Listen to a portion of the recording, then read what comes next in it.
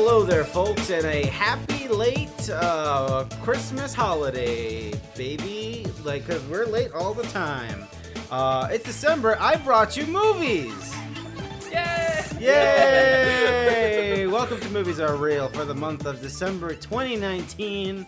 We're recording this on time, but it may come out like 3 weeks. It may come out in February. This is the podcast where we talk about the movies of the month prior, what we're looking forward to the next month, December 2019, the final month. Last time I checked, in 2019. Ryan Lance, how are you feeling? Look, man, we saw some movies, and I'm just thrilled to talk about it. I'm a team player.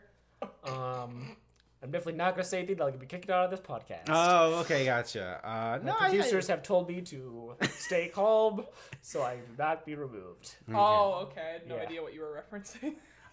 Carrie, how are you doing? This is me. This is how I win. And I'm George. I realized I never introduced myself. I never introduced myself on this podcast. Do you want me and Ryan to start doing it? Maybe. Somebody asked how I'm doing. How you doing, George? What am I supposed to say? I don't know. Would you say that this is how you win? Oh, yeah, this is how I win. No, wait, I'm gonna come. Wait, I got it. You having a good time? That fucking guy. Yes. Yes. Yes. December. We will not be talking about Not yet. Uncut Gems yet. No. Stay tuned. Or at all. No, I'm just kidding. There's a lot of stuff here. December, usually a month filled with motion pictures. I feel like a lot of more Oscar baity movies, and I didn't see that many. I mean, Cats, you know. Hey now. Hey, wait a minute. We're jumping the gun. We're jumping the gun a lot here. Listen, you know what? I would call this movie a sort of Oscar baity movie, but it feels very sincere, and so I won't say that. And that's Dark Waters. Mark Ruffalo does it again, folks. He's back. Dark Waters, the movie about the DuPont Corporation. As we all know, corporations are our friends. I love brands. I love companies. Jeff Bezos would never do anything wrong to me, ever. No. But according to Mark Ruffalo, the Pans are people.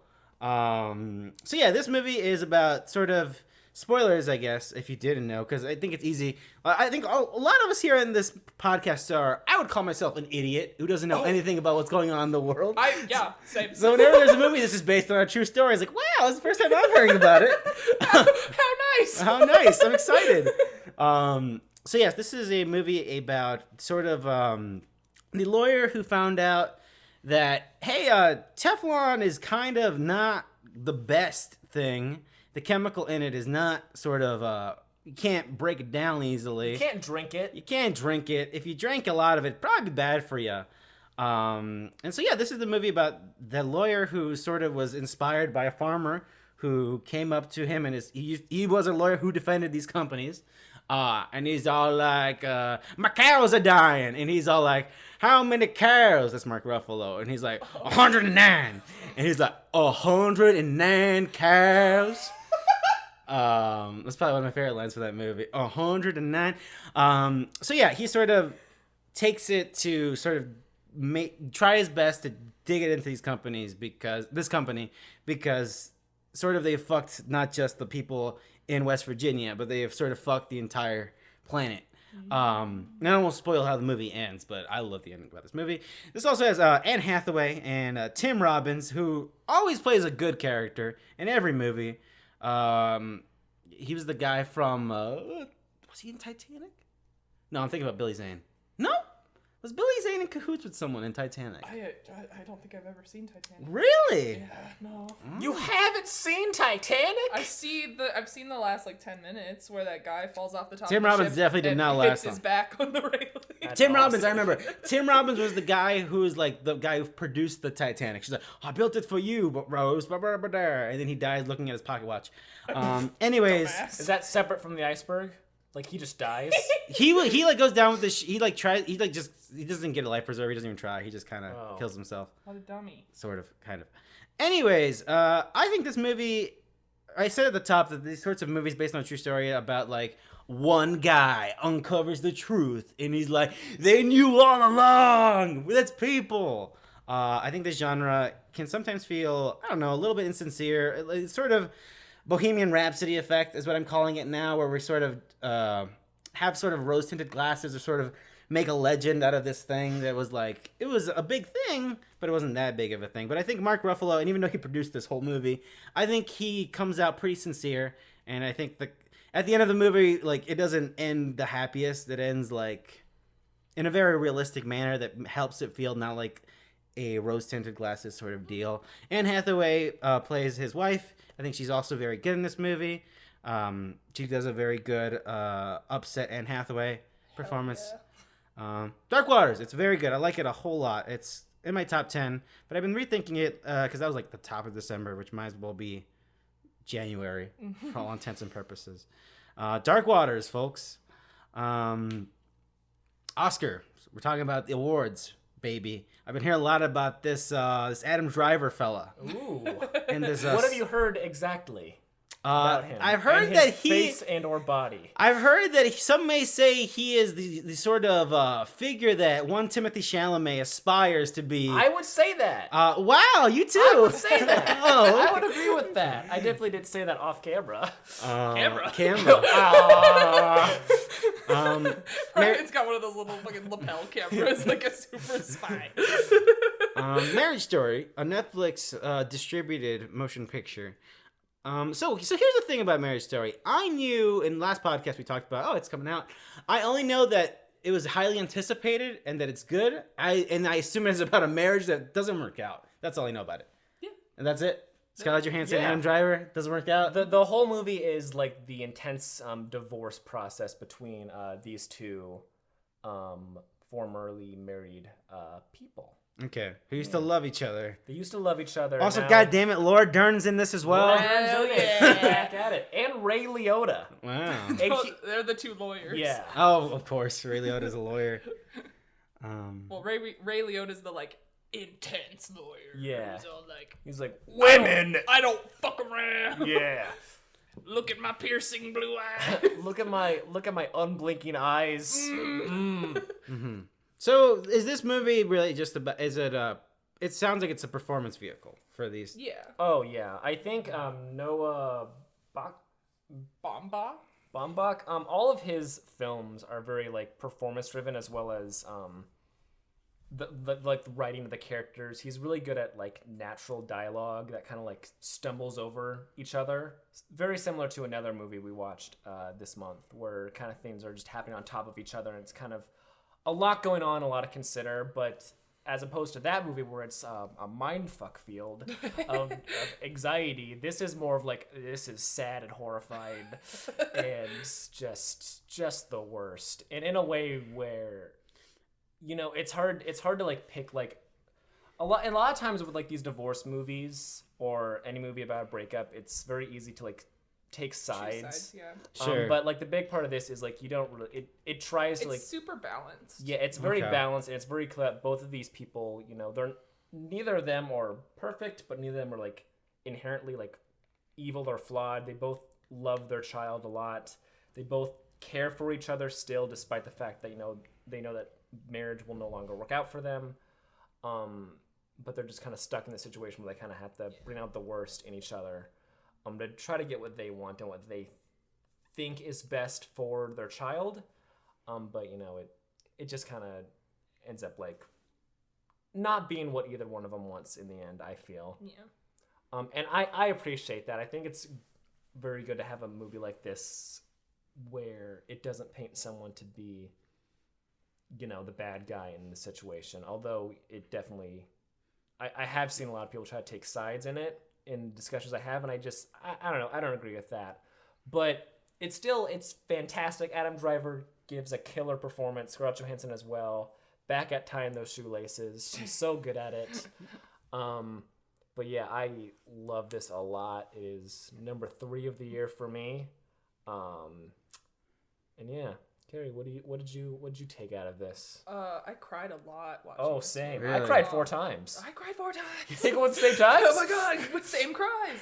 No, but it's a very, very intense movie, and I've seen a lot of people like making fun of the the argument scene, because that gets posted on Yeah, Twitter and that's the thing. I'm like, and it as people I genuinely trust for their movie opinions, would you describe that the performances in those scenes are actually intense? if you take it out of context and just watch it, then no. But if you watch the entire movie of them like slowly losing their patience with each other, and like they start off super composed with each other and very casual, but then one of them will like up the ante in this way, and then the other one feels like they have to get on top of it. So then it's just slowly their relationship degrading even further beyond any point of repair. And then that is like the culmination of everything that has led up to that. So it feels intense in the moment as you're watching it. But I can see how it looks kind of silly if you haven't been sitting with it for that long. But yeah, it took me a while to realize people were memeing about that, just because like I'd known the context of the scene, so that people at first I was always like, oh, people were like, oh, this is a great scene, right? Because it's a great scene.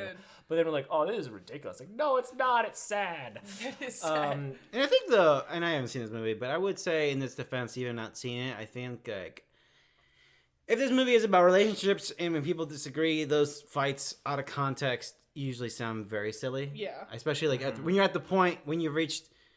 When you're just being petty and you're just trying to one-up each other. Yeah. So, like, yeah.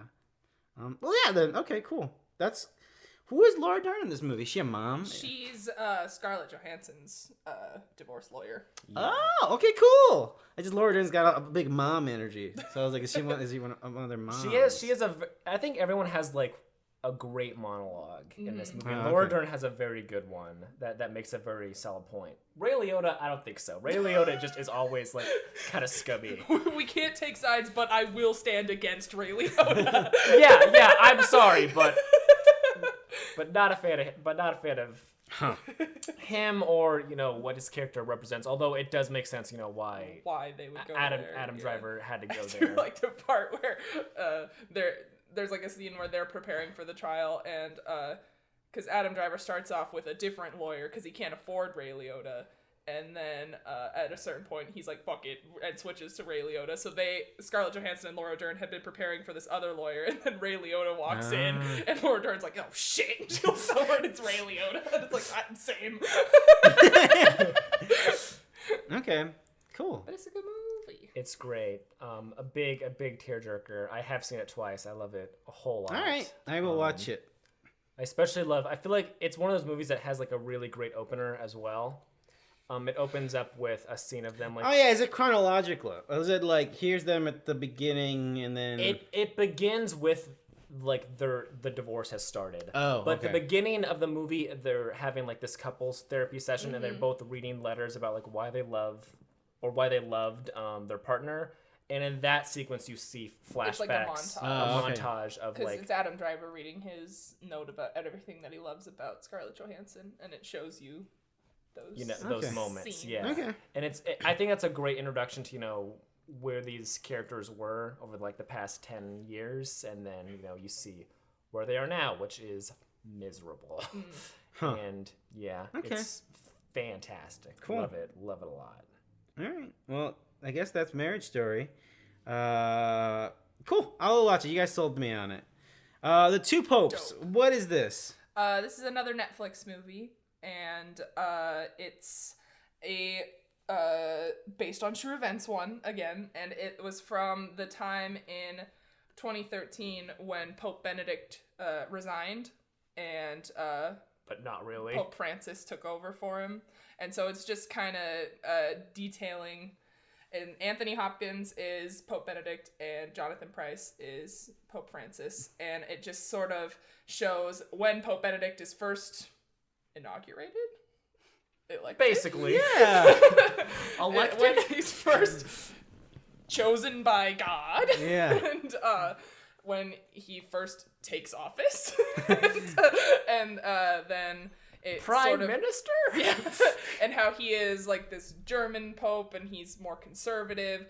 And then his name isn't Pope Francis. I don't remember what his real guy name is, but it sort of shows their relationship and them getting to know each other, and Pope Benedict seeking help from the would-be soon Pope Francis. And then when he makes that decision to step down, and Pope Francis is like, no, we can't do that. So it's a lot of those two old dudes sitting down talking to each other. And it's an interesting movie. It's pretty fun. And it has a lot of Pope Francis, like, telling Pope Benedict about pop culture, and Pope Benedict being like, meh. Because Pope Francis was humming Dancing Queen in the bathroom. And Anthony Hopkins is like, what hymn is that you're humming? And he's like, oh, is Dancing Queen Abba. So there's just lots of little moments like that. It's nothing groundbreaking or totally like gonna come up in end of year discussions, but it's it is a movie if you enjoy performances from Anthony Hopkins and Johnathan Pryce, which I do. Okay, check it out. Two popes. All right, not even two popes could save us from this next movie. To recap, folks, we've talked about Dark Waters, Marriage Story, and the two popes. Ah, boy. Again, we wind up when we hit these Mount Everests of discussion and discourse. They're sort of a surprise because, we don't talk about trailers and stuff on this podcast often. So we never decided, like, that Cats trailer, huh? I think we might have mentioned it a couple times. We've mentioned it every episode, probably. And here it is. It has unleashed onto the masses. What's his name, Carrie? Phantom of the Opera guy, isn't that this guy? Oh, Andrew Lloyd Webber. Andrew Lloyd Webber. Fucking there you go. fraud ass. So Tom Hooper, you may know him as Les Miserables. He did that, right? Mm-hmm. He did. The Danish Girl. Awful, Ryan's favorite movie. Awful, offensively awful movie. God, dude, that movie feels like 5 years ago. Like eons ago. How old it was probably like 5 years ago. Yeah. Okay. Yeah. It feels a long time ago. I want to say like 2013. So y'all saw Cats. Yeah. There is obviously a lot of takes and discussion about this movie. Let me tell you why every take you've heard about this movie is wrong. Oh, no. That's right. I hated it. What? But I saw a trailer from the people who made Cats that said that the critics were wrong and that it's a fun movie. Is that what the trailer says? I saw one of those accolades trailer. One of those damage control trailers where it's like, don't you want to have fun at the movies? And it's James Corden being like, "Meh, I say that to you." Meh. And it's like, ugh. This Twitter user loved Gotti. I mean, Cats. Okay, so what I'm asking is, like, as two people I trust and two friends of mine, what is this movie, Carrie, and where does it fall apart? Does it fall because Carrie, first explain to George the drinking game you made up about this movie, please. Actually, before that, can somebody explain to me? Well, I don't know. I know you like Phantom of the Opera, Carrie, but I don't know how much you can talk about Cats as a stage production and as its history. I've never seen it as a stage production. This was my only okay. my only or thing that with one Cats. thing. I know that it's one of the longest running stage productions ever, and I watched this one YouTube channel called Movie Bitches, and they were talking about this movie, but then they were also talking about the stage show Cats, and they both said that they have never seen it, but they know people who have seen it, but they know no one who has seen it and liked it. So I think that Cats just, as they say, became a thing to do in New York. Oh. And has stood the test of time because of that. It's just something that you do. So I don't know. I can't say. Like, watching the movie, I can kind of get why would be interesting to play, because, like, it's all about, like, the costumes and, like, they go into the crowd and, like, it's a very... The songs are clearly very, like, they fill the auditorium with, like, the sounds. But when it's a movie, and that's where this falls off. 19, which I didn't even think about. Again, we're not even getting into it, but like, it wasn't until I thought about the actual thing. Like, you should have known you're fucking up from number one, from step one. Because when I think about the theater, like wrestling. There is a suspension of disbelief. You are in. You are here participating. You want to be sold into the story and to what is happening. So you give yourself a little bit to it.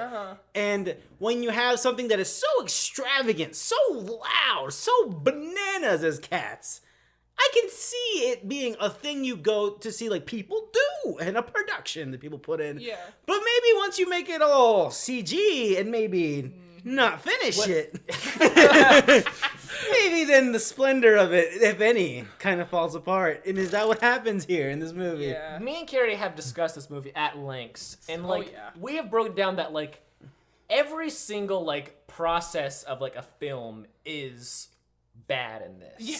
Like everything is wrong. everything is wrong. Like the CGI, yes. Like I think that goes with that. Right, and that's what I want to get over. Like, what is actually? But like the set. Wait. The drinking game Yes. was. Oh, yes.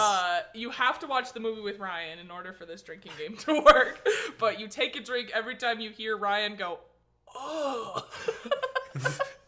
Because according to Carrie, It happens so it happens. It happened a lot, bro. I feel like every once in a while my brain would like remember what's happening, and I would just go, ugh.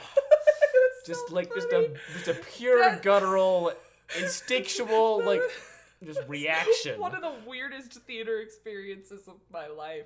It's weird because we were almost killed on the way to the movie, yeah, and then someone tried to take my Someone tried seat to take your seat. for Cats 2019. I think he was in the wrong theater. He was either in the wrong theater or he bought it for the wrong day.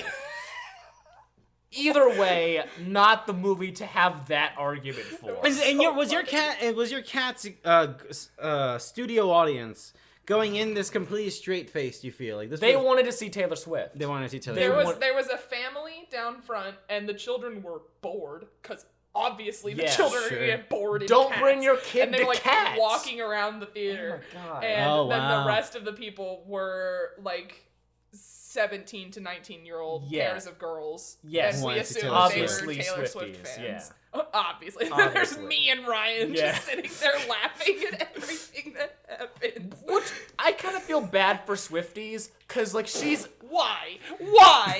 cause like she's in the movie for 2 minutes. Oh, fucking And, blow like, me. that's- I don't give a shit. I know, but like, do you think they're upset? No, Probably not. They're gonna love it. Like they I love know. anything she fucking does. Are you kidding me? But she's in it for 2 minutes I at don't the care. end. That's what you There's get. 18 songs before they get to her. Oh, she's at the end. Yeah, she is.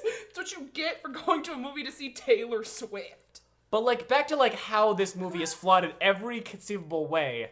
The set design.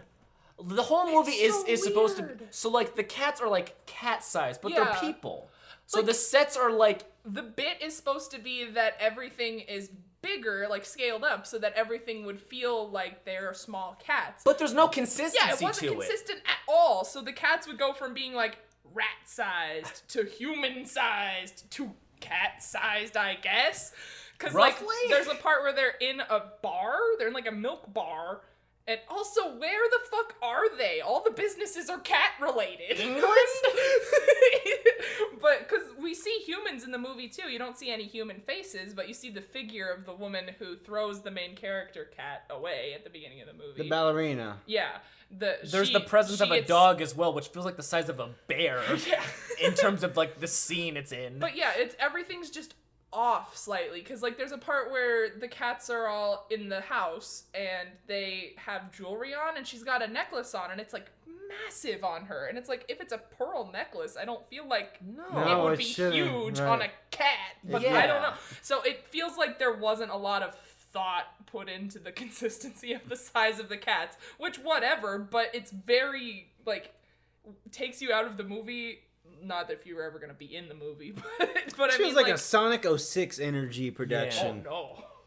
In terms of the music as well, I was hearing someone talk about Les Mis, and apparently with that movie, in order to like have like the music on set feel like more free, He had them sing it live. he had them sing it live, but also there was no like metronome to it. He just like, guys, just sing it, Oh, and then we'll sure. fix it in post. Oh. And apparently, it seemed like they did that with this one too, which is weird because you'd think you'd have the people learn the songs and learn the rhythm of Yeah, because this the one's a lot more dance Yeah. heavy than Yeah. Les Mis. Which doesn't- So Yeah, because there'd Les be- Mis doesn't have the scenes where like there's the, not a the big parts where we are breaking, like we are having the musical moment where we're all in a song and dance. It is Yeah. usually characters having a moment or another moment with a character. Yeah, and it's not like a big It's not dance number. huge, Like yeah. the biggest numbers, I guess, would be like Master of the House, but that's just Yeah, chaos, sure. so there's no dance number there. or the one at the end where all the dead people are singing, but they're not fucking dancing. Yeah. So that is a weird choice. And then in that's terms true. of like this, like I don't know how the story of, I've heard from some people that doesn't really follow the story of the play very well, and I don't know about that because I don't know anything about it. But this whole movie is just Francesca, Victoria, whatever. Her name's Victoria. Her actor name is Francesca. Oh, okay, then I was somewhat close there. But she's just tossed into this world randomly. Okay. Yes, yeah, the main one. Which, like, you think she'd know some. I guess the implication. It's like she was a normal cat, and when she got thrown in the street, she became a cat's cat. But there's normal cats too. Rebel Wilson is the house cat. Yeah, and that goes into my main flaw of the movie. Is the whole movie is just them introducing a new cat to the audience, and then the cat sings a song about their gag, and the main chorus is the cat's name. Every single time. And every song is 7 to 8 minutes. And you hear the cat's name 1,000 times, and for the love of God, I cannot remember a single cat's name. There's Skimble Shanks and Macaroni Fuck Club. Yeah, exactly. And it's just mind-numbing. And then, if we want to get to the CGI, yes, the cats look bad. We knew that. But there's points where the CGI is worse. Yeah, it dips in quality. It's really weird. Like their hairlines move around. Yeah, and like there's looks weird broken. choices. Like with the mice. I was gonna begin with Idris Elba's cat. He starts off wearing a jacket. Okay, and that was a good choice because at the end of the movie he takes off the jacket and his fur his cat fur is very short. And shiny, and it's the same shade as his like real life skin tone, so it just looks like shiny, naked Idris Elba. Yeah, and I was like, oh no! It's like shiny, naked, glossy Kendall, horny Idris Elba, because it's so horny too. It's very. It never stops. It's relentless. Is Taylor Swift having sex with anyone? No. Well, she's got the biggest baps. She does. And the biggest cat baps. And I don't know about that. I'll be honest. I don't know.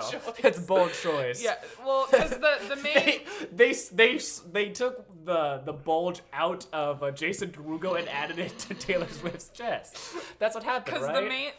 The main thing of this movie is that they're gathering that night for the Jellicle Ball, which is the right. That's the whole point of the thing. They're Jellicle all cats. The Jellicle Fox cat. and an Jellicle cat. Oh, I did short hair. I did hear a description from the same Movie Bitches video where he said that it's from the T.S. Eliot poems where Jellicle cats is like a Cockney way to say dear little cats.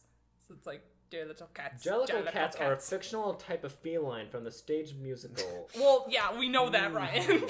But like, why? What is the meaning of a Jellicle cat? Jellicle I don't cat. care. Yeah, I don't it care. doesn't fucking matter. The explanation that I heard was that it's dear little cat, but smushed all together. It'd be like dear little cat. Jellicle cat. Oh, okay. Dear little cat. Jellicle cat. Gotcha. That's the explanation That's I heard. Stupid. Yeah, it's fucking dumb. But anyway, so they're all gathering for this ball, and then old Deuteronomy, aka Judi Dench, is gonna pick one of the cats to die. Ascend? Sacrifice? Oh. Maybe it is a sacrifice, but to move on to a new life. I guess it's like their next life out of 9? I would guess.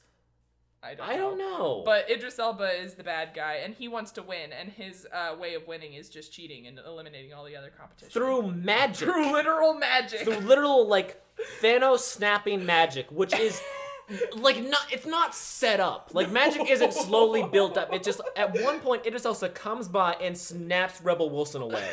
She's gone, and she's just on a boat. The look me and Ryan shared, we were in pure shock. We're like, what? He's just like, meow, and snaps her away. We're like, what also, the speaking of Rebel Wilson, there's a lot of side tangents here, but me and Carrie I made a bet to Carrie that if... We were trying to figure out how long it would be before she fell down. Yeah, it's immediate. Rebel Wilson falls, this is the first thing her character does. And also, I think maybe her musical number might have been the worst in terms of, like, what Cats is as a film in terms of bad CGI, bad set design. Well, that's the one that got viral. Weird choices. And thank God, because I feel like no one believed me. And Ryan, oh yeah. We were saying how awful it was. Because that scene has the mice, which are smaller and has the weirdest faces. I thought they were ants. There's mice and cockroaches. The cockroaches are what are in the clip. The mice happened right before that. And that was the first instance of because it's like it feels like they like pasted. It was so creepy. It's it so looks like weird. It looks like those fucking toys. I don't remember. There were like the boobas. Do you guys remember those? No. Those velvet butt plug shaped things. It was like a sack of goo with a baby face on it. Goo. B-O-O-B-A, I think. Oh, no. They look like that. That does have that energy. But yeah, the mice, more that the face has the an mice outline, did have like children, like almost baby-like faces so too. Weird, yeah. And Rebel Wilson also did that thing where like she unzipped her fur to have the dress, which it's upsetting how it just happens and it just like we get. Why do the cats have clothes? Yes. Why does she wear a skin suit over her skin? Why do those breakdancing cats have Converse on, Ryan? Why do so many cats wear? They're naked, but they wear shoes. It feels like They wear shoes. Tom Hooper. So it feels like arrogance of him. The arrogance of man. He's adapted a musical into a motion picture. So it feels like this movie is like, as long as it's a musical and the audience is walking into a musical, we have a space where we can play with, where the audience will give us some leeway and give us something to work with. Yeah. And they are stretching it like this car is on fire. Like it's like, I can't go anymore. You need to change this. Stop. That's what it feels like. Because that's the only way I can explain that scene. It's very bad. And then nothing. Which happens in wrestling a lot. Which is like something where it's like, oh, everyone is like knows it's fake, it's whatever, and then you do something so stupid, it's like, we can't buy this. I'm sorry, I can't. You lost me.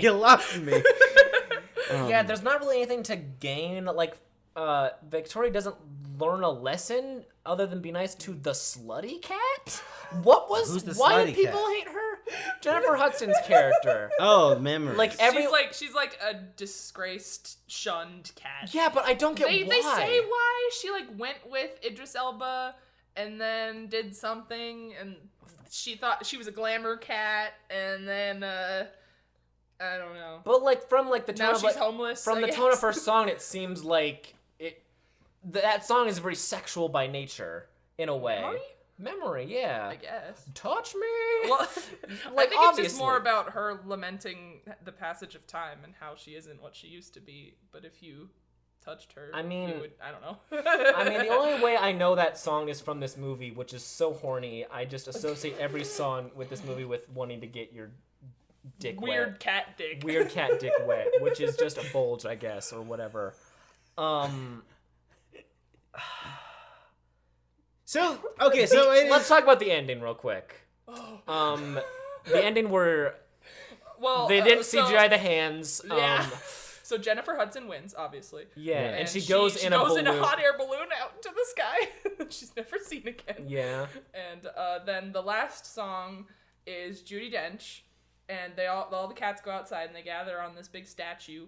And Judi Dench turns and looks into the camera and begins a song about how to properly speak to and care for your cat with respect. And don't worry, one of the lines is, "A cat is not a dog." A cat is not a dog. And then, every time she says something, it cuts to the wide shot of all the other cats repeating what she's saying, and then it horrifyingly cuts directly back to her, still staring at you. It's like, please let me leave. It happened like 6 times. There were 2 parts of this movie where I was like, I can't believe this is still going on. That scene. You were uttering to yourself, kill me, kill me, kill me, yes. kill me. Yes. I was doing that. But the other part where like it kept going and I wanted to stop was the majestical Mr. Mistopheles. Because that song is literally them just saying that. Yeah. For 7 minutes. Because he can't get it up, Ryan. I know. I get it. Help him. But it's miserable. It's so miserable. And yeah, that part at the end, just kill me, please kill me. It's like, you ever have one of those like waking nightmares where like you're awake, but the nightmare is still going and your brain Sleep paralysis? Yeah, Is Judi Dench your sleep paralysis demon? Now she is. It used to be like shadow people, but now it's cat people. Now it's Jade Booty... Bane Booty Bench standing in the corner of my room telling me that my cat is not a dog. I get it. They're different things. And so does it end after that song? Yes, I think eventually so. it ends. So. The movie eventually I ended. out. And then the credits song is Taylor Swift doing some other fucking song. So yeah, so I feel like the thing that people might get from the outburst on the internet is like, is it really that bad? Yes. It somehow is worse than anything you could ever imagine. It's maddening to me. Everything about it seems like it wasn't... Because, okay, like, when the trailer dropped, it was like, okay, maybe this is bad, is horrifying, but I expected that the movie was made competently and they knew what they were doing apart, like... yeah. And it turns out, like, there is structural problems and technical problems that makes this whole movie feel like a rushed out Sonic the Hedgehog 2006 mess. Sonic the Hedgehog that they didn't have time to fix. Yeah. Because it's like, it's got to come out. And they literally on didn't Christmas. have time to fix because they made a Redux version of the movie. And now I'm bummed. Because it's like, unless someone like did a straight rip of that high quality. I'm pretty sure we got the Nightmare version. You had to, because you got it. You got it the day it came out. Good thing I was recording in the theater. What? We saw the version the director didn't want to see. We saw the unfinished version. We got the most uncut version of Uncut Gem. Yeah, the most uncut gem of them all. Oh my god, that's history right there. I'm gonna make a remix of Uncut Gems, but instead of finding an actual like gem, he found the original copy of Cats 2019. It's gonna be a niche meme. Yes. I'll retweet it. Thank you. Is that all we have to say about Cats? I'm upset that that you missed it. Well, that's the thing. I'm very much a person who's like, I don't want to watch a bad movie in a movie theater. And I was like, man, you had to do the thing like, we gotta fucking fix it. We gotta send these horror drives. I was like, man. You missed out. And then I have to ask, like, I have to be like, yo, is this, you guys got the bad one? You guys got, it's like, did you get the hand cut? Yeah, bold take. I think all of the cuts are bad. Yeah. I don't think you could release I think this movie is definitely beyond repair. Can you imagine, like, why fix it at that point? Yeah, like, at that point, you know what you have. Why sink more money into it? Why sink more money into it? Yeah, because they knew they weren't going to make the money back. You're not going to make the money back. Just let it be. Just let it die. Like, maybe they thought, like, if they released the article, like, hey, we're fixing the movie, they would get more people out there to see it right away. That's all I can think of. But everything they've done has been a bad choice. Or maybe they still thought they had a chance at an Oscar nomination or something? I don't know. That's the funniest thing I've ever heard. Because they pulled all their for your considerations. That is some Paramount. I was so sad when I saw that. That's some Paramount nominating Transformers for, because they did the for your considerations Transformers every time Transformers came out, and it's like, no, you're not gonna get anything, man. You're not. But this is worse because it's actively the worst thing possible. You miss 100% of the shots you don't take. That's true. Right? That's true. That's true. That's true. What a shot. Well, you folks saw this movie before watching.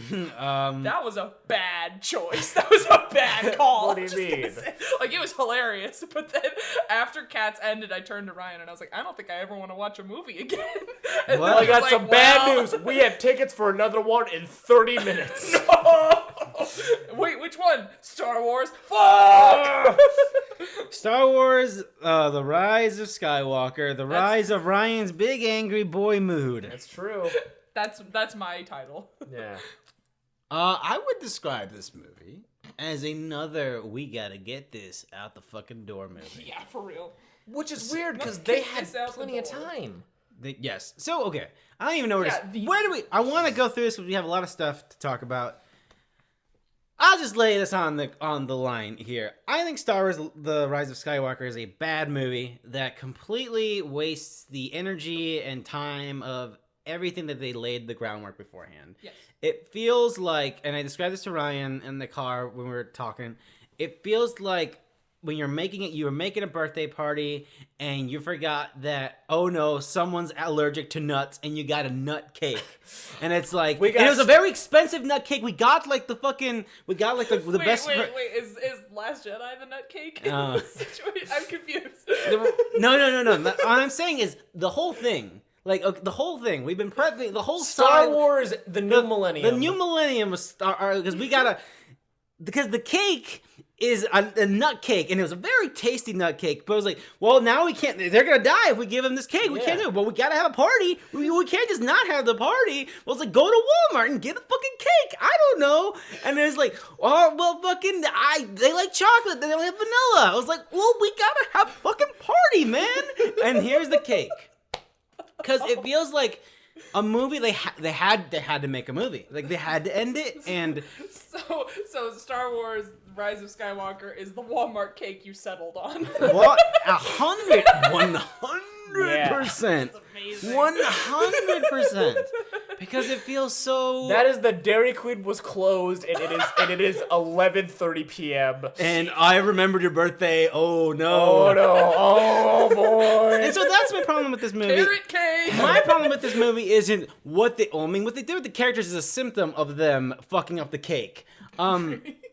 It's just so cynical. Like, we are hard on Marvel movies all the time. Yeah. But they at least know what they're going. They have a map. They have a goal. They have if they are utilitarian, they at least have a purpose. But sometimes, like a Thor Ragnarok, that utilitarian step to the thing you want to get to sometimes has enough room and enough like creative energies to be exceptional and stand out on its own. While also being in line with accomplishing its goal, accomplishing your job. Which is like, hey, in this movie, we need Thor to go from here to here. What you do doesn't matter. I don't care, but you are doing this and this. Mm-hmm. And boy howdy, it seems like they had no idea what that was, and once people got angry, they fucking buckled like cowards, and they didn't know what the fuck to do, and they put out a movie. That's the problem with this thing. It's just so fucking lame. It's so lame. Like, it's weird, because, like, I feel like we're probably going to go full spoilers here, because who cares? At this point, yes. I'm sorry. Like, I'm not. Yeah. But, like, honestly, I'm sorry that we're doing this to our listeners, and you're going to hear us complain about this movie. Well, yeah, whatever. They know. They know. They know. They know what they got. If they stuck around through the Cats discussion. But, like, honestly, for me, like, from the beginning crawl, I was like, I'm going to hate this movie. I did like the dead speak. That made me laugh. From the beginning. Yeah, but it's so, like, insulting. It's like, hey, just so you know, nothing matters. For the record, Ryan, not a big Star Wars fan. No.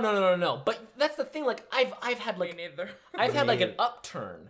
Because because Last Jedi was like kind of inspiring for you, and it was like, wow, this is interesting. Yeah, and this then is J.J. Abrams was like, to be fair to J.J. Abrams, I was put in the toughest of spots. He was, but like for me, it's like when we were in our age, you know, the early 20-somethings.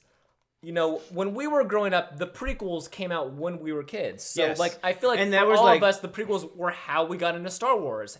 And look. Those movies are bad. They're bad movies. They were disappointing when I was a child because I was like, this is the thing you adults are all fucking going crazy about. This is the first Star Wars movie. I don't get it. Why do people like this? And then eventually I saw the original ones. I was like, these are same here. I was like, oh, this is pretty good. This is all right. These are fine. But I liked The Force Awakens because it had characters that were interesting and diverse and the things they set up were interesting enough and they had that Star Wars fucking fake weight that I will partake in this. I'm coming to the party. I'll join in. It sounds fun. Yes, it's set up just enough where it's like, okay, I feel like I'm watching this event as it's beginning. Yes. And then it fucks it all up terribly in the worst way. It's like, it just completely loses its mystique. It's like, it's just gone. It's like the fucking, if the Popeye chicken sandwich was just like some fucking McChicken. Like, I don't fucking know. And Like, I was telling George, I did some research on this. On The Force Awakens, I got some documents here. J.J. Abrams, like, he wrote outlines for how he envisioned 8 and 9 to go. Rian Johnson came by, was like, I don't like that, I'm doing my own thing. Oh dear. And in my opinion, he did a fantastic job. The Last Jedi is a great, not even great Star Wars movie, but a great sci-fi I think it's good. movie. I like it. It has issues, but I think it's fine. I really love it a lot. And he also wrote... It's certainly the most prettiest Star Wars movie. I agree with that. I think prettiest and, like, most bold. I like... Let's see. I don't love it, but that's just because I found it mostly just, like, boring and nonsense noise. But I like that it was trying something different. Yes. It's not trying to just be a Star Wars. It has a flavor. Yeah. Yeah. That isn't just let me please the people who like Star Wars. Absolutely, 100%. Yeah. But then this movie comes along and not only, like, forgets everything that movie did or set up, but actively makes everything else worse and meaningless. It doesn't even continue. Like, a lot of people are like, oh man, they should just JJ the whole thing. This feels like he's even contradicting himself on The Force Awakens. Yeah, it feels like, it doesn't even feel like he made it. It feels like this weird parallel 9th movie that came out in a different world. It's got a Justice League energy to it. It's almost like the writer of Justice League wrote this movie. Did he? Yes. Oh. The writer of Justice League and Batman v Superman wrote this movie with J.J. Abrams. Whoops. That's why it's not very good. Yeah, that's why it's like that's why it's literally the worst. I'm glad that came through in the film. That's why it's the worst kind of fan service. Like, what do people like? Okay, let's just do that. But like, not like, forget like how the build-up is like what makes it meaningful. Because, like, with Justice League, like, those big moments in, like, Justice League, like, comics, I should say. Okay. is the years and, like, the things that set up to, like, the big events. And then the movie Justice League and the movie Batman v Superman are just the big events with no meaning or context. Oh, yeah. And this is like, even though there was 2 movies that came before this. It feels like it just came out of nowhere. It just is out there. And that's it. And that's why from the opening crawl, it's like, oh, okay. The dead speak. Palpatine's back. He's raised dead. They got a message. Fucking, I don't know. Y'all check out Fortnite. I don't remember anything about any of the opening crawls, but I feel like this one is just asking a lot of you as a viewer to be like, you know that Palpatine's back, right? Yeah. You're aware. Just so we all are clear. I'm sick and tired of post-credit scenes, but nothing says like they could, because they had no idea what the fuck they were doing clearly for the third movie. Because Colin Trevorrow, I think it was in the idea to use Palpatine in the 9th one, but Colin Trevorrow, the original guy who was going to direct this until it found out that he was insane, was like adamant, like, I don't want Palpatine in this movie. And when he wrote his outline, which apparently he wrote many drafts, but they were all terrible, and I'm surprised, you know. And that's the other thing is like, that wasn't going to be good anyway. Yeah, it wasn't going to be good anyway. But, you know, if anything, if I could picture this movie without Palpatine, I would love It's more that. interesting. Yeah. It's something. Because, like, it just introduces this new villain, even though... It just feels like, it feels like fan fiction. But, like, bad fan fiction. No, I mean, that's true. But and I want to move on with our lives, but... No. The biggest thing I can say about Star Wars, The Rise of Skywalker, is one, it makes me feel better as a person, as a human being, as a person who's like just trying to make it out there, because it teaches me that even people are the highest of success, at the highest of power, can just like, they need to turn in a homework assignment the next day. Because man, boy, howdy. Could you imagine forgetting that you had to write a Star Wars movie tomorrow? God! And now we gotta get this nutcake too? God damn it. This is the worst Halloween ever.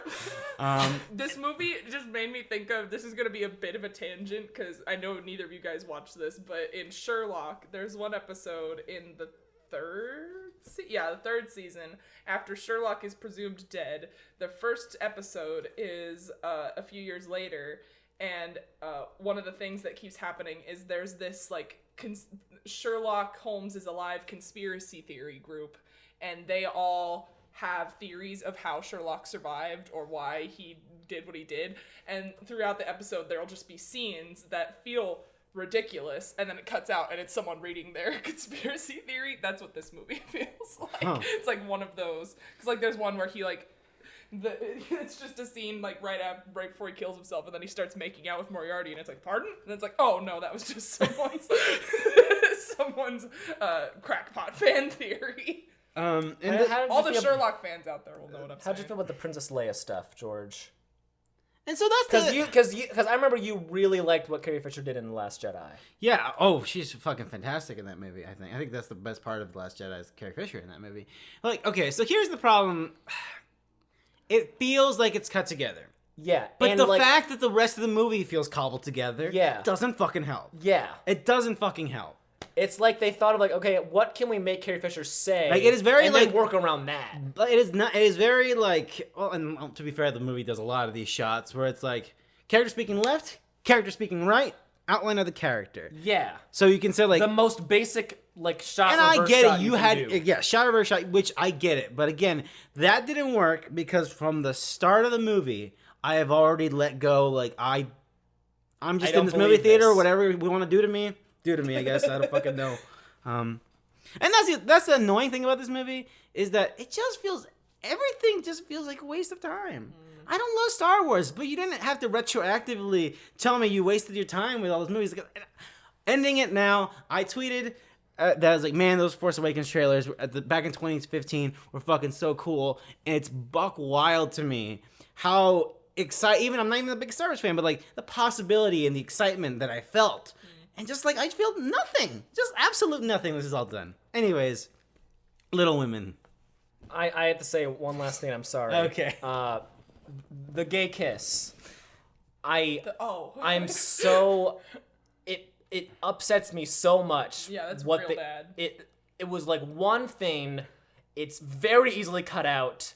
They don't allow the characters to be gay, even though they clearly were gay. They gave them both, clear hetero-romantic relationships, even though I'm so sick of these big like Disney movies being like, here's our one like quick step into like appealing to this big audience of people who feel undervalued in culture, and every time we make a big movie we're gonna have one small little thing that we can easily cut out. It doesn't. I'm so sick of the one small step. Just make someone Let me tell you about brands. Let me tell you about corporations, baby. God. It was very much, again, it was very much like HR coming to the fucking, probably at your company job was like, oh yeah, so where are these rainbow pins here? We think it's going to be really support the brand or whatever the fuck. It's hard to be mad about that just because the whole movie is so fucking cynical and a product and a commercial and nonsense that at that point it's like, fucking sure, whatever, man. I don't know. The movie ended for me with so many like personal fuck yous. Like the kiss between Ray and Ben, that felt stupid and bad. I hated that. Again, I just laughed. I was like, sure. Yeah. Then people have asked me how I felt about that, and I went into this movie fully like, there's no way they're not gonna kiss. Like, this is that movie. This movie's gonna, and then. I mean, if you would have stopped the movie and then pulled me aside and then asked me what do you think is going to happen to those two characters, then I would have said that, I guess. But yeah, but I mean, Adam Driver smiled. That made me happy because I like his face. Anyways, he got kicked down that hole. This movie is bad. Well, yeah, I feel like you were gonna say something else, right? Yeah, but like it's like that kiss, and then like the ending thing felt very with her going back to Tatooine felt very weird. That was so bad. Sweet. I haven't seen people around here. Who are you? I'm Ray, Luke. It's like, so bad. Like I could see a world where they write that and that feels good and genuine. Mm-hmm. Sure, but the movie that just happened is not attached to that. Yeah. Yeah, like if she wasn't revealed to be a Palpatine and she just decided like that's gonna be like her name. Man, we can't. We're gonna keep on going if we go with the Palpatine thing because I can't. The Palpatine stuff. It's bad. It's so bad. Who did he fuck? Why? I don't get it. When that was revealed, I leaned over to Ryan. I forgot I did this. I leaned over to Ryan and I was like, "Yo, Palpatine fucks." And then I was like, they're gonna make Palpatine a Star Wars story where it turns out he was actually turning into a good guy, and that's how he's got his son. And he was like, and then she like left him for some fucking Chad. Cool Chad, and he was like, bah! And then he got in a car accident and broke all his fingers. And then he became Doctor Strange. Little Women. Little Women. This movie's fine. This movie is fine. It's fine. No, it's not fine. Timothy Chalamet. No, we can't. I hate him so much. There's so much He's crying such a sickening, gross, disgusting person. Every movie he's in, he's the worst version of a man could possibly be. Little Women. Could you imagine, like, just think about like your best female friend in high school, and the guy who kept breaking her heart again and again, you kept being like, don't go back to him, he sucks. He sucks. He's miserable. Don't believe him. And, like, that's the guy. That's Timothy Chalamet. I see. I hate him. Okay. I deeply hate him. This movie solidified how much I hate him. I see. Florence Pugh plays a 13-year-old girl. Little Women. Little Women. We're not talking about the movie with Susan Sarandon or, oh my God. Christian Bale. Yeah, he played Timothy Chalamet. He did play How do Timothy you feel Chalamet. about Christian Bale? When I found out that he played Timothy Chalamet, I was like, of course he fucking did. Yeah, it makes sense. Of course he did in 1995. Of course he did. God damn it. Okay, Little Women. Greta Gerwig. You may know her as the director of Lady Bird. She has adopted a new version of Little Women with her pals, Saoirse Ronan, and the one aforementioned Timothy Chalamet. And also Emma Watson's here, and so is Laura Dern again. Oh, and hey, Meryl Streep is here also. Of course she is. It's fucking Little Women. Yeah, I think this movie's fine. My thing with Little Women, it's hard to. And when I was talking to a friend about this, my problem with this movie going into it was like this seems a little too precious. And guess what? Little Women, a little too precious of a book, just in general. Like, just from the title, you know what it is about. It is about some young girls who learn about life and learn about themselves and learn some valuable lessons about love, life, and family. And then, you know. I could just watch Pride and Prejudice. And that's what this movie is. And I think, you know, if you're familiar with Little Women or saw the 1995 version of that, this is this movie. I think I like Saoirse Ronan. She didn't do anything that blew me away in this movie. I think Florence Pugh is much more impressive, honestly, in this movie. I mean, anyone who could pull off playing a a 13-year-old 13-year-old. girl. Yeah. And then cutting her bangs is like, whoa, Whoa, you're like 20s. adult. Wow. Wow. That's crazy. Do you remember the scene where, like, she was in school, and I thought it was just, like, because it was, like, a small town, like, they just had, like, people That's in awesome. a class. Yeah, right. But actually, she was a 13-year-old So yes, girl. there's a moment where she's like in the school and like she's like with a bunch of other little girls and like Ryan said, it's like, why is she hanging out with all these little girls? And then that's when it hits you. No, she's in school with all these little girls. She's played a 13-year-old girl. That's pretty funny. Yeah, it's shot well. I think the costumes are fine. There's something about Little Women that I find exceptional, and I want to read the reviews for this thing. It's like, what is it about this movie that people are so head over heels about? Mm-hmm. I think it's done well. I think it's competent. It just feels like a movie, you know. It feels like a movie. Like the bit. It feels like a '90s movie. It does. It's almost like it's a '90s movie as well. Yeah, it just feels like a '90s movie. I don't know. It's fine. It's fine. I hate. Maybe I'd like this movie more if Timothy Chalamet. You might have liked it more if it wasn't Timothy Chalamet just being like whimsical and fucking charming and like fucking macking on all of the Little Women. What did he do? No, he flirts with every single member of that family. Are you not familiar with Little Women? No. Okay, well, spoilers for Little Women. I'm a Pride and Prejudice fan. So spoilers with Little Women. I forget what was his name? Whoopsie Wobsy. It's like a W. It's Laurie. Laurie, thank you, Laurie. That's his character is Laurie. The character of Laurie, the whole setup with like Little Women is like Saoirse Ronan, who's the middle sister. We think that her and Laurie are gonna hook up, and they have like she's like, I have to be an independent woman. I can't. Timothy Chalamet. Timothy Chalamet. Okay. Yeah, Timothy Chalamet, Laurie. And because she's like, I love you, and I know we have a thing here, And she's like, I have to go write a book. I have to go be independent. I can't be married to you. Right. And he's all like, because he's so charming and he's so whatever. He's a rich, pretentious boy who's had everything handed to him, and and he's charming to all these girls. But it's clearly that Cerise Ronan's yeah. He winds up with Florence Pugh's character, who's the youngest sister, who is the 13-year-old. But like, when she's 20. Yeah. 20 something. Probably 20 actually. Probably like 20. Yeah.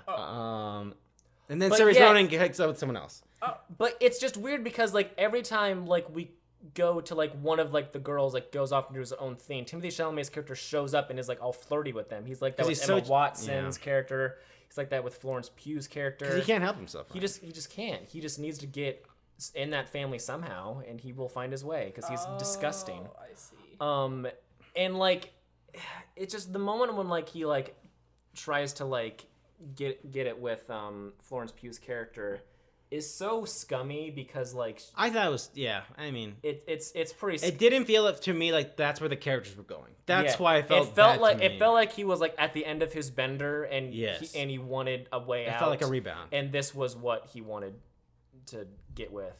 And he was like, "Oh, this will be easy because I know she's into me, and I know she's in a very vulnerable place right now. She'll say yes." So yeah, after Meryl Streep dies. Yeah. Oh no. well, Meryl Streep and like her younger sister. And her younger sister also. And she also got broke up with her boyfriend. Now she broke up with her rich boyfriend. Oh no. Yeah.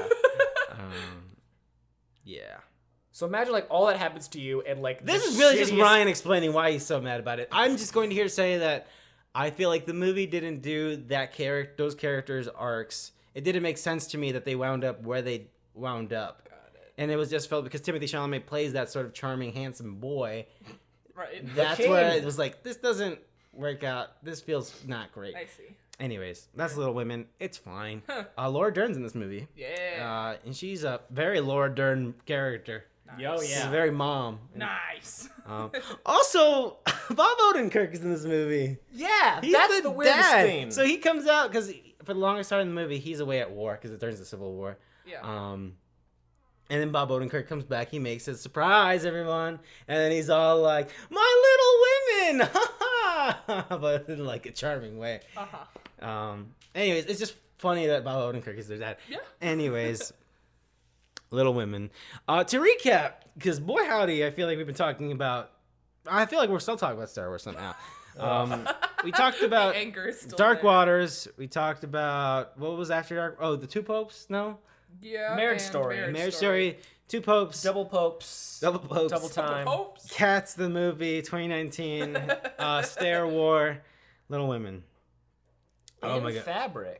Yeah, in Fabric. Tell me about this, you guys, because I did not see this, and I was very interested by the premise of it. Yeah, so it is at its face with the trailer, it seems like a horror movie. Mm-hmm. It is a horror comedy. Yeah. It is about a spooky dress. About a spooky dress at a spooky department store. Sounds like a Goosebumps episode. It's haunted mask-like. Yeah. It's haunted mask-esque. I would say this is like art film Goosebumps. Yeah. Weirdo sex cult. Weirdo sex cult that are really into shopping and commerce. This is the R.L. Stein book that only adults can read.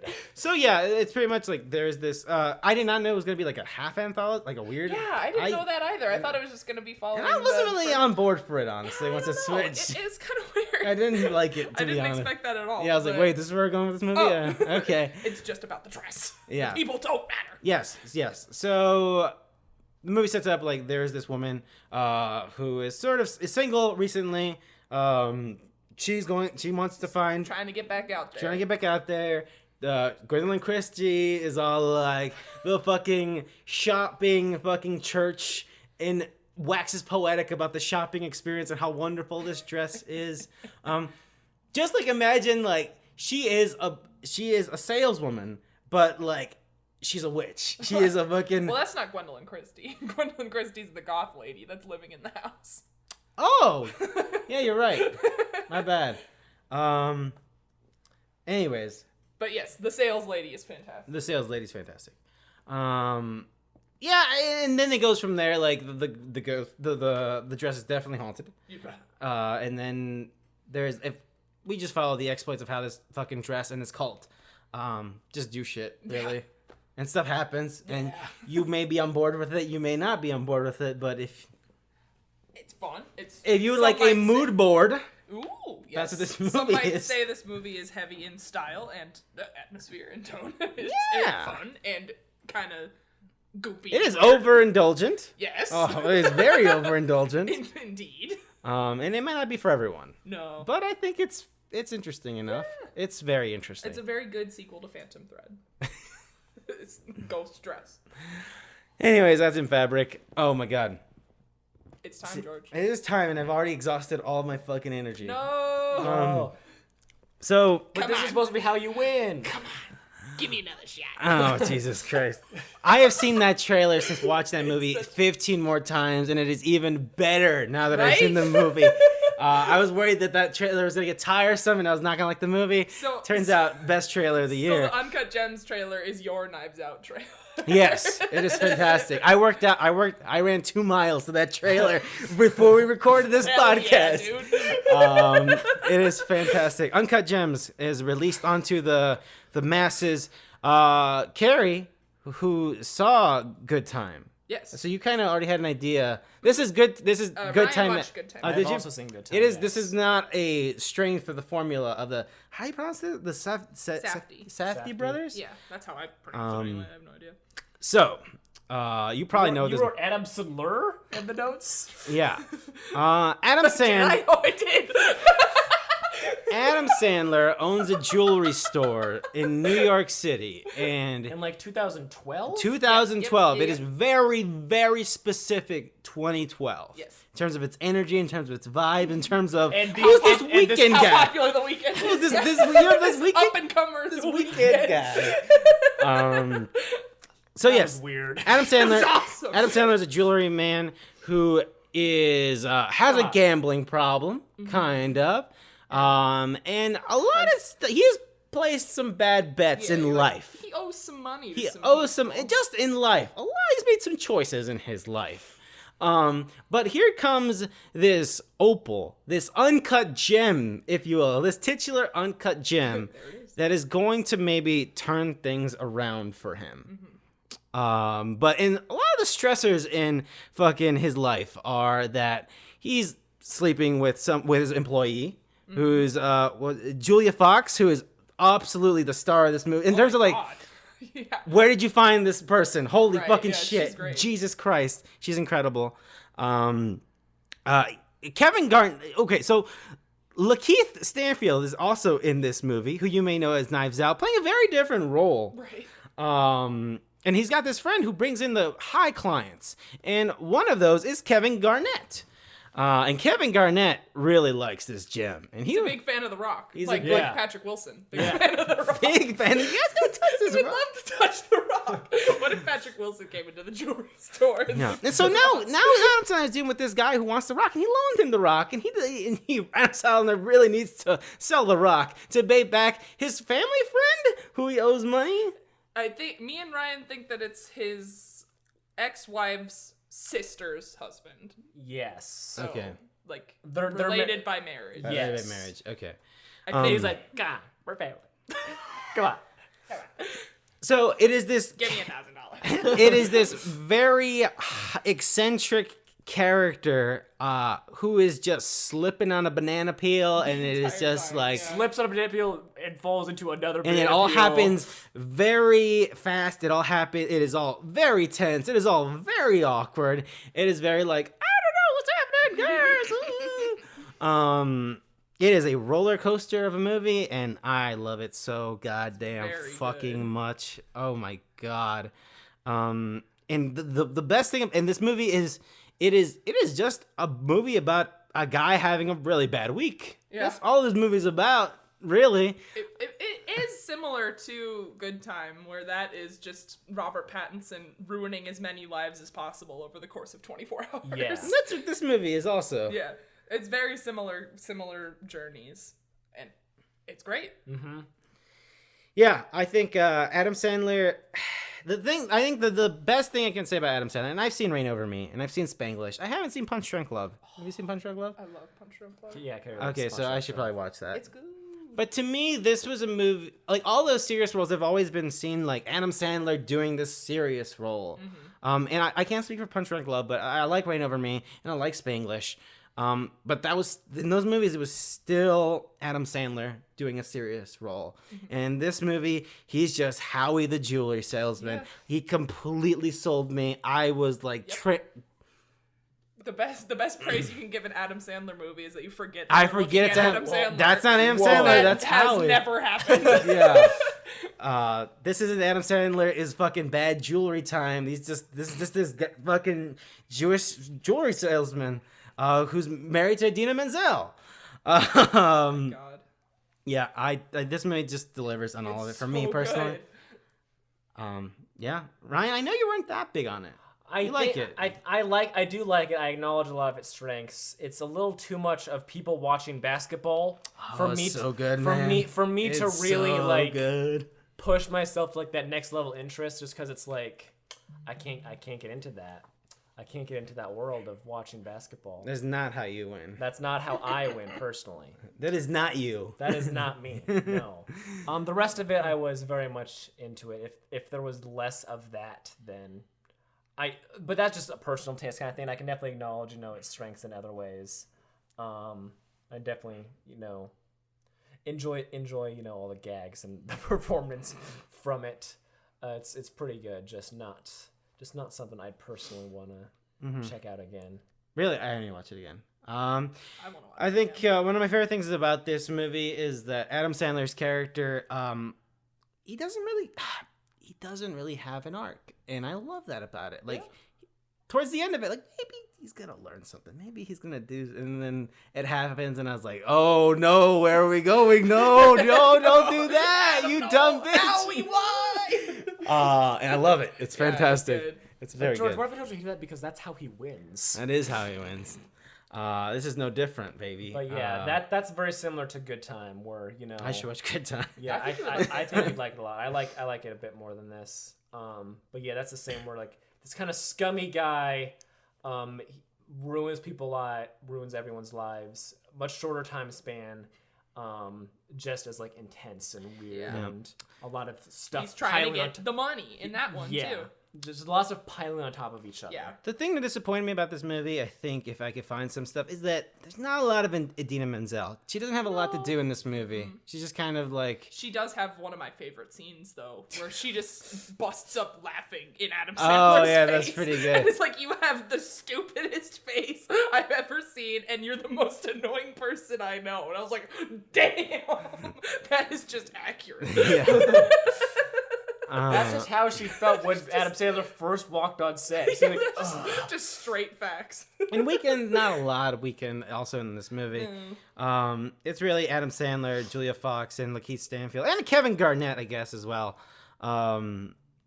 Julia Fox. And Tilda Swinton. Oh, and Tilda Swinton's in it for a second. Which I didn't realize until the credits were rolling, and I was like, Tilda Swinton! And then I was like, it all makes so much sense. Of course she was the annoyed British lady on the phone. We need someone who like just hates the sound of Adam Sandler's voice and then tells us what just happened to call at that exact moment. That's another one of my favorite scenes when the secretary's like, okay, I'm handing you over now, and the phone is facing the camera for a second. She's like, oh no, please don't. I guess I wanted to... Julia Fox, this is her first movie. She plays sort of the mistress here who works at the jewelry store. I can't tell if she actually likes Howie. By the end of it, when she comes back, I was like, why? You must love this motherfucker. Yeah, if you're going... Oh, Jesus. I've told Carrie my favorite scene probably is when she reveals the tattoo. It is so good. It is so good. Why did you do that? It's just also the same way. I felt like there's no going back. It just keeps on going. Yeah. You could have been nicer to me. It's just so good. But yeah, for me, it's like... I really like The Wolf of Wall Street, and one of the breakout performances in that movie is Margot Robbie. But when I look back on that movie, like, Margot Robbie does some stuff, but really, it's a lot of that she's just gorgeous.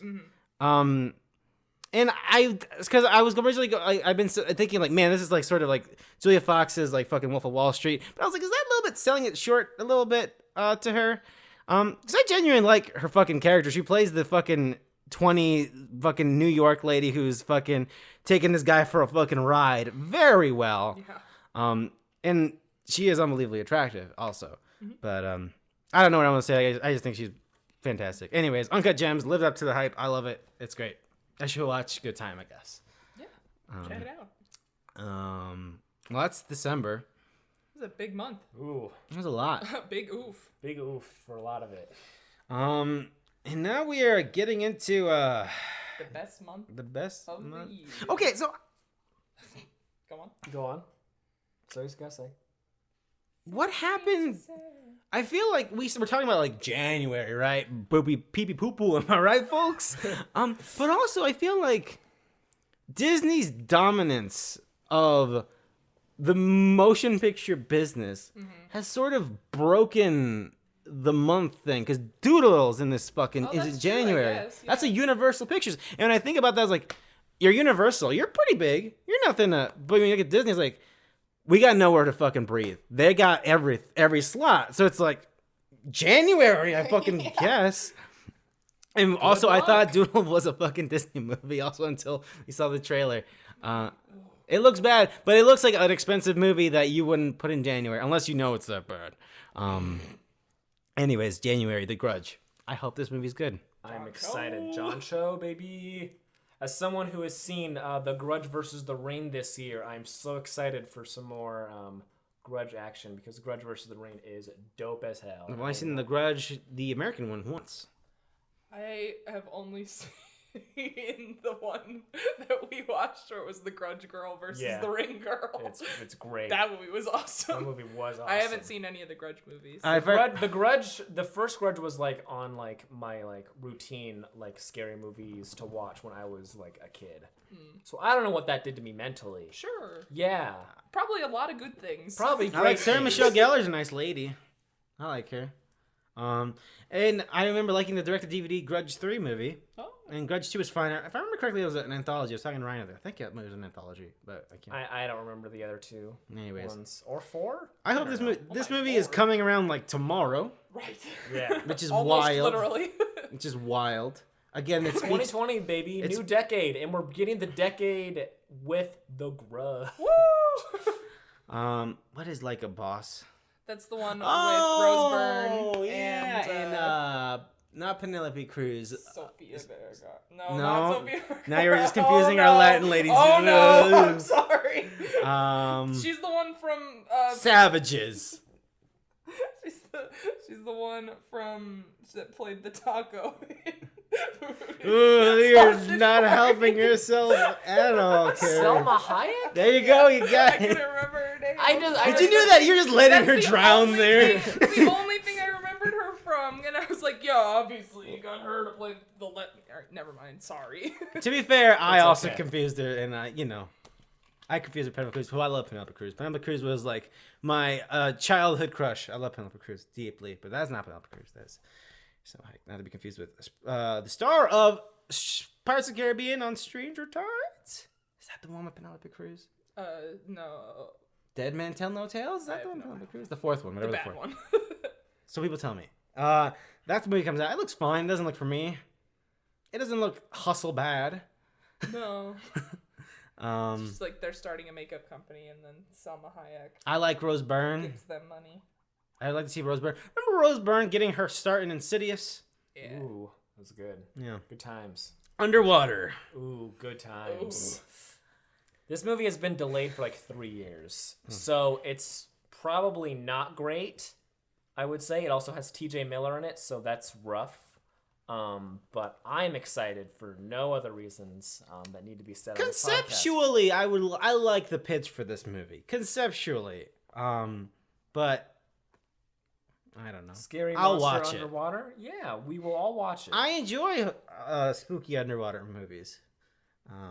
I love that genre. Oh my god, what if this is a Cloverfield movie? Oh, why'd you have to do that? That'd be great. That'd be awful. Anyways, Let's get into Doolittle.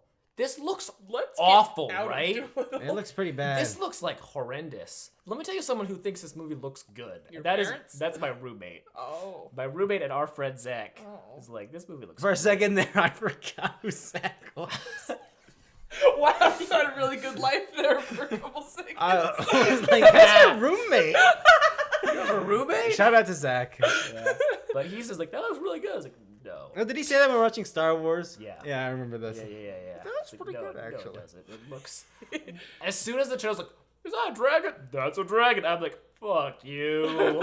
This looks horrible. This looks so It has expensive. pan energy to me. It has Ooh. pan energy. I also don't understand the voice Robert Downey Jr. is doing. Are you about to say De Niro? Yeah, almost did. Almost I did. thought you were gonna say Pattinson. Oh, no, I've never get it. That guy. Robert Pattinson talks to animals. Oh my god, now that's a movie I'm pitching. I- It's only seagulls and he's only pissed. It's called New Moon. He talks Yeah. to the werewolves. What a terrible movie New Moon is. Yeah, it fucking Yeah, sucks. it's It's the the worst bad one. Yeah. It is. Man.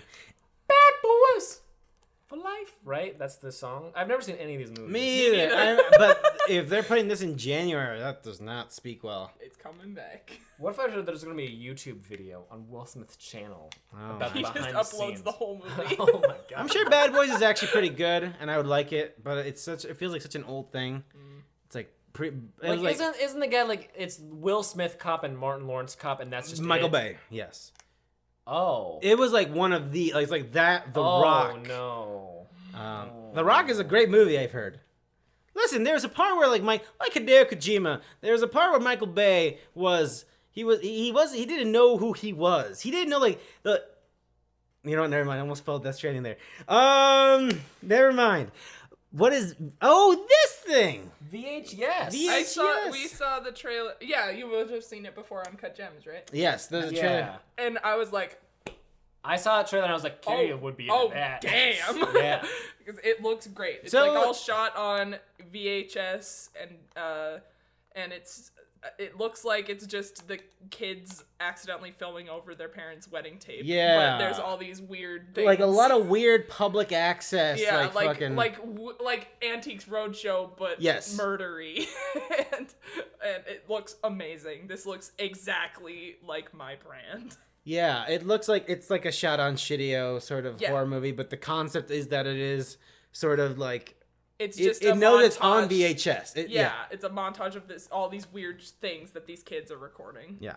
It looks fucking great.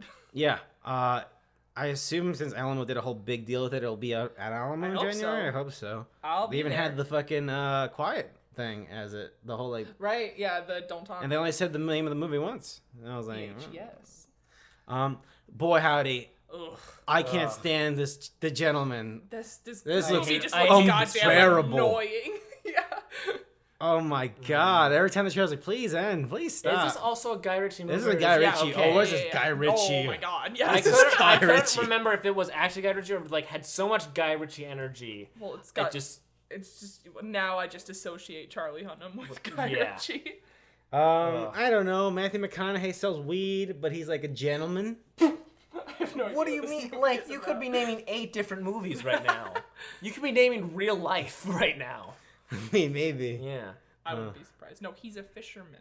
He's Oh, looking that's for true. justice. it's true. I don't even know what to say about this movie. This movie actually. looks annoying. I'm sorry that this podcast has been maybe incoherent with all of us talking about cats and Star Wars and Ugh. fucking gems and Julia Fox's ass. We didn't talk about her ass. We did not talk about her ass. It is It's unbelievable. amazing. It is unbelievable. And I'm glad I wasn't the only one who thought that because I saw. I was like, No, I was 100%. I was like, what? Whoa.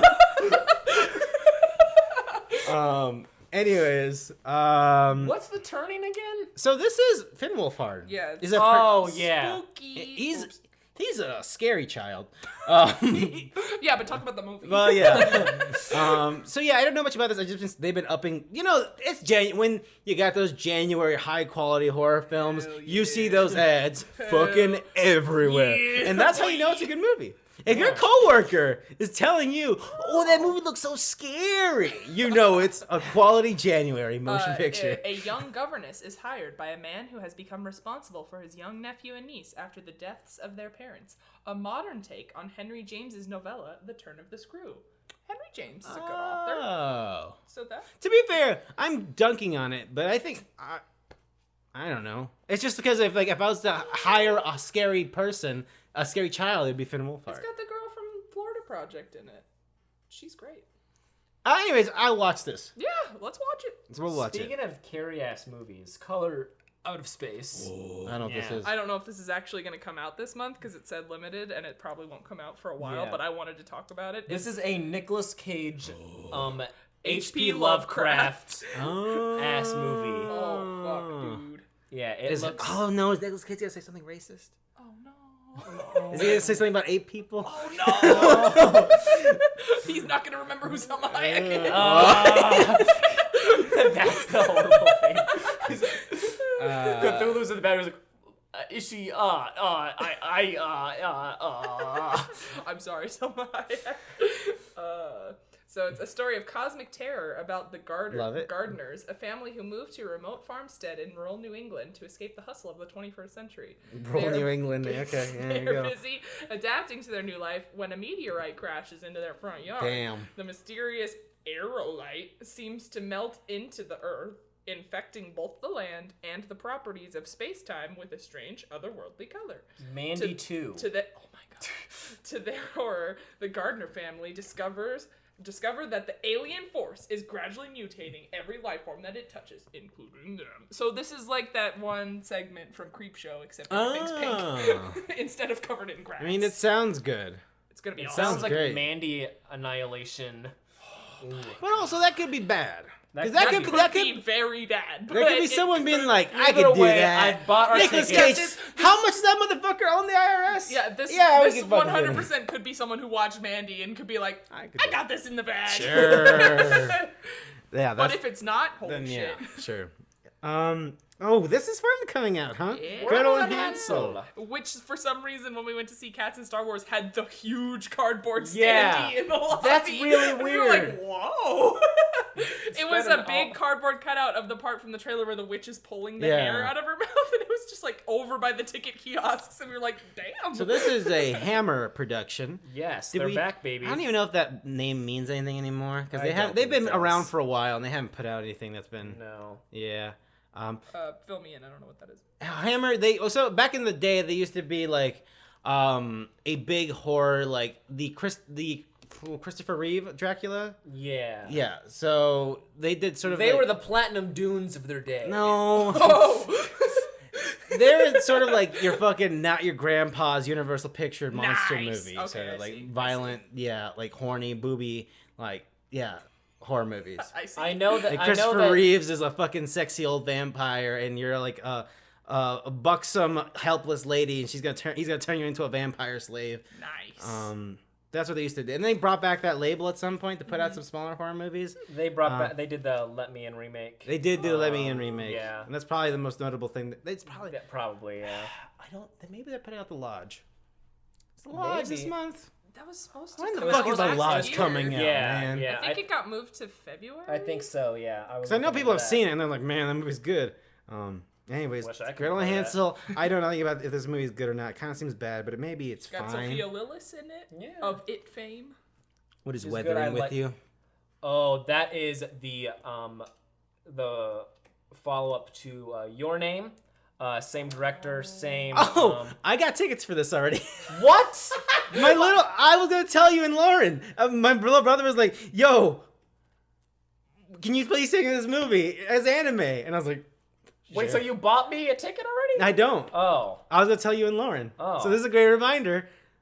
Yeah. They got- After this, tell me where you're sitting and I will buy the ticket. Jeez. I'll pass, but thank you.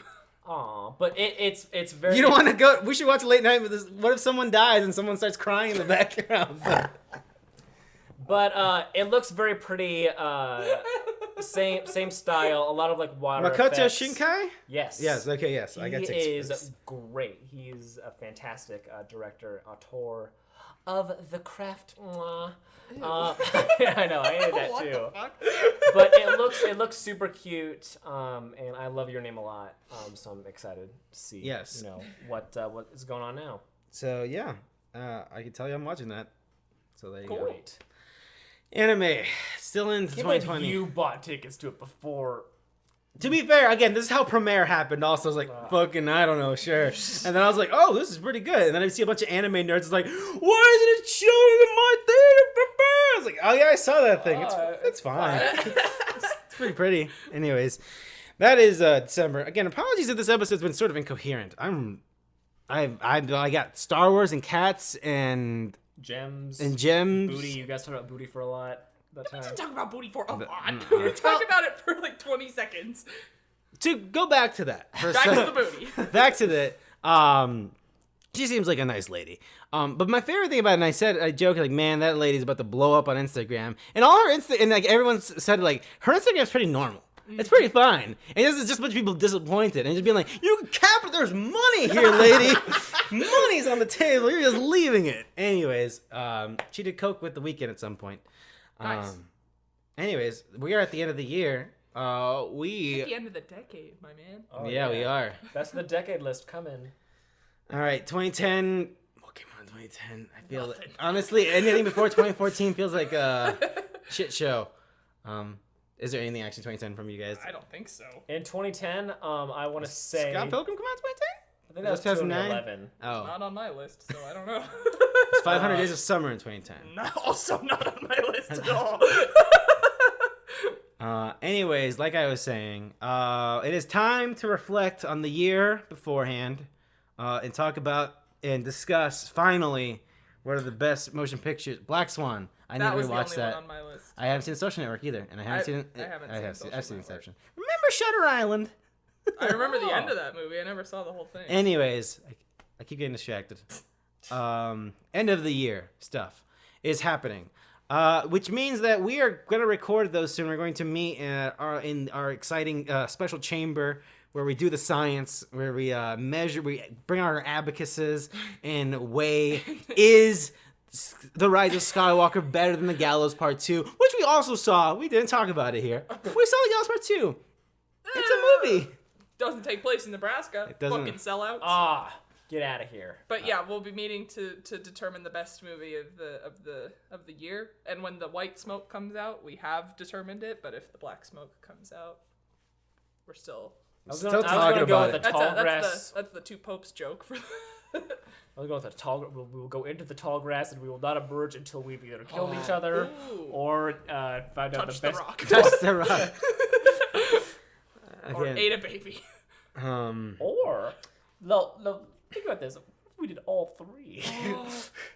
So all is to say that the January episode will be late, but so you will probably get our best of before the January episode, I believe. I'm still not sure that 2020 is actually happening. Yeah, we'll see. We'll see. But thank you so much for listening. Again, apologies if this was an incoherent episode because I'm exhausted and we talked about a lot of stuff. Marriage Story. At some point we talked about two popes. I don't know.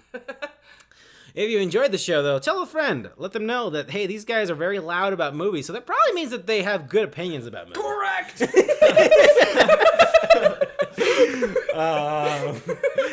So if you could share the show, that'd be great. Rate and review us on iTunes. You can follow Ryan Lance and get a sneak preview of where his alliances lie and where his cards are for these best of deliberations. Yes. Where they can find you on Twitter and Letterboxd, Ryan. On Twitter, it is at Mr. Pip Official, and on Letterboxd, it is at Filmpiece. Ask me how I feel about Paddington 2? Ooh. I'll say good. Good movie. Gary, you've seen a lot of movies. If folks would like to see where a lot of those movies rank, or just ask you questions about motion pictures in the year 2019. What's your address? Where can people find you? You can find me on Twitter at KAR_E Lyles, LYLES, or on Letterboxd by just searching my first name, Carrie, KARRIE. It is a shame that Brightburn was probably I don't know. Do you think that karmically and maybe in some I don't even know how you measure it. Do you think Elizabeth Banks got more out of Charlie's Angels or Brightburn? Monetarily? I guess. Probably Brightburn. Right? Yeah, probably. Yeah, well. Brightburn is all right. I want to see it still. It's got some fun gore. I hate it. Oh, boo. Oh, boo. Ryan hates the bad movie. Yeah, but also Ryan likes the bad movie, which is the butt movie about lady spies. See, that's Ryan's favorite butt of the year. Yeah, you went off on us about talking about butts. All right, Kristen George. Stewart's George, where can they shorts where can they find you at? At J Cruz Oliver 26, where I'm now. I'm on the letterbox boat, baby. Yay! So if you want to bother me there, see what boy howdy, it's sure is easy to lose time in that. And see what my opinions on motion pictures are. You can find me at J Cruz Alvarez on there. And on Twitter, I mostly talk about video games. Folks are also talking about the best video games. I think it's been a better year for movies than it has been for video games. I agree with that. But yeah, until then, until that smoke rises, we'll see what is the best, what is the, I don't know. I don't got anything. I'm very tired. Best horror movie. I'm really just thinking about Julie Fox's butt to be completely Nice. honest. Oh, wow. Until the next time, we'll see you then. Bye-bye.